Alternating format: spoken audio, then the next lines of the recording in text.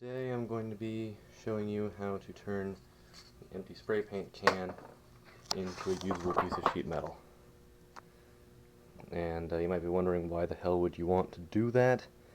I have to admit that doesn't factor much into my thought process while I'm doing this kind of stuff, but this can be used for all sort of things. You can make a boat like I did earlier. Check out my channel, it's on there. Might make another one out of this once I get some more tubing.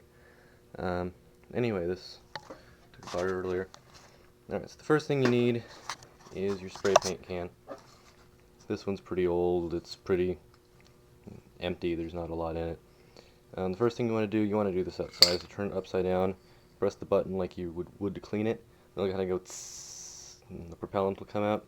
Do that until it stops, and it should be a little squishy, like a plastic Coke ball after you've shaken it up, but it'll be a little squishy and it shouldn't resist if you try to squash it. You don't want to squash it, but you want to see if it's still rigid.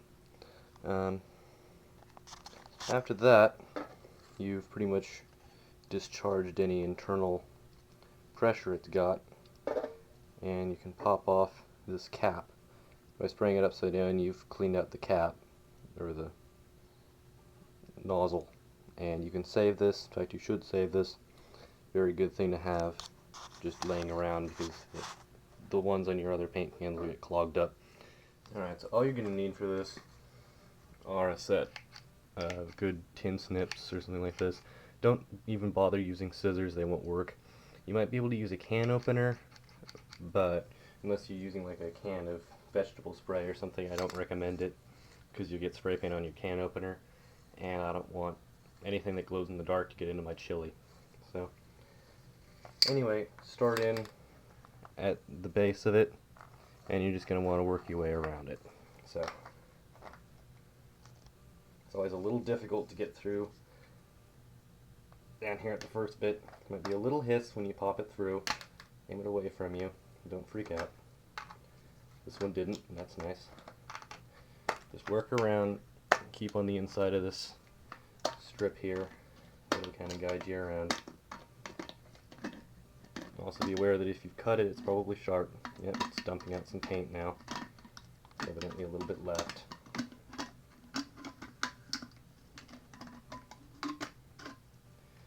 If I hadn't depressurized this beforehand, it probably would have gone boom and sent paint and propellant and pieces of my fingers all over the wall. So yeah, that's pretty grody. It also smells like death.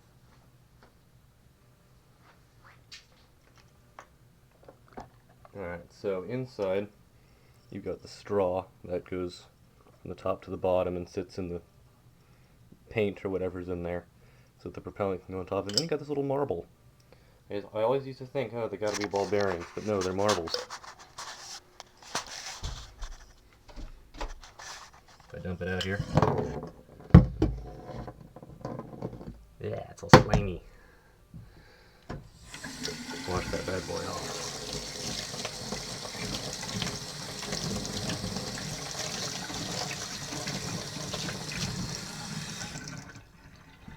And don't worry much about the can rusting, that's least of your worries. So yeah, it's just this nice little marble. It's kind of translucent, it's got a good finish to it. I guess there was just a sale on marbles, and they decided, hell, let's do this instead of ball bearings. Anyway, it's a rather nice marble. Give it to some kid, make their day. Alright, so as you can see, I got the other end off. A good thing to do with these, to do this outside, because there will be paint inside still, no matter how empty it seems, and it'll dry out and it'll smell. This stuff happens to smell like, I don't have words for it actually, it's like somebody put a cockroach in a microwave, and I don't know.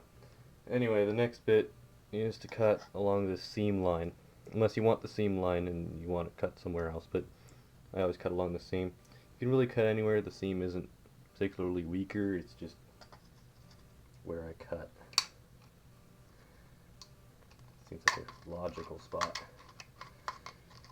Of course, the end of the snippers will run into it, so just start from the other end. You're going to garf this end up a bit, but no worries, because you can straighten it later. In fact, you'll probably trim off the end. So material will try to fight you, just tell it to go screw itself. Turn the pliers over. Sometimes you gotta sort of force a bolt around the bottom to get it in. It'd be nice if they were about an inch longer at the end. And don't worry about this bending here, that you can take care of later.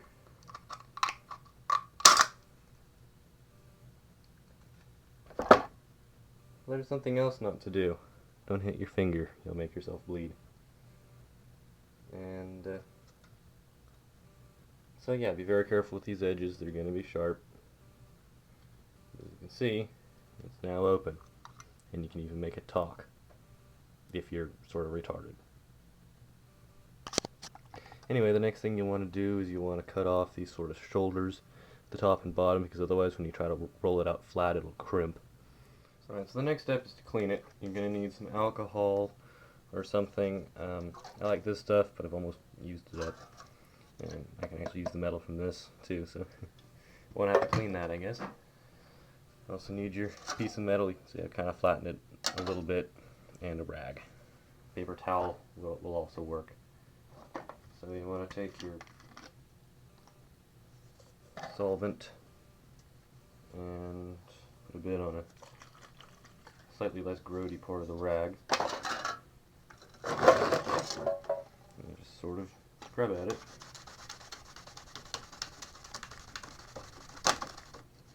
Until you get down to metal. Then you just try to get the whole thing down to metal. Alright, so I've got a piece of metal, I got it all nice and clean on the back now, or at least as clean as I'm going to get it. Giving the front a nice wipe down too. One thing to remember with these is when you're trying to get the stuff off, sometimes it helps to get your rag good and wet with the solvent and then just let it sit on a spot for a second so it can sort of soak in and then rub. Because otherwise you're just sort of rubbing it around, and by the time you get back to the spot it's evaporated off. It hasn't had time to attack the paint. Anyway, this next step is less important for this piece because it's not very badly bent up, but for something like a 9-volt battery casing, and yes, you can save this, you'll want to do this more. Wrap it in a cloth on an anvil or a flat surface that you don't mind bunging up a bit. Take a hammer. Ideally, you'd want to use a big wooden hammer with a wide end, but I left that one outside. Just kind of eat it along the edge. The towel is just sort of so that you don't kill the finish. If that's the least of your worries, don't bother with it. Flip it over and do a little more of that.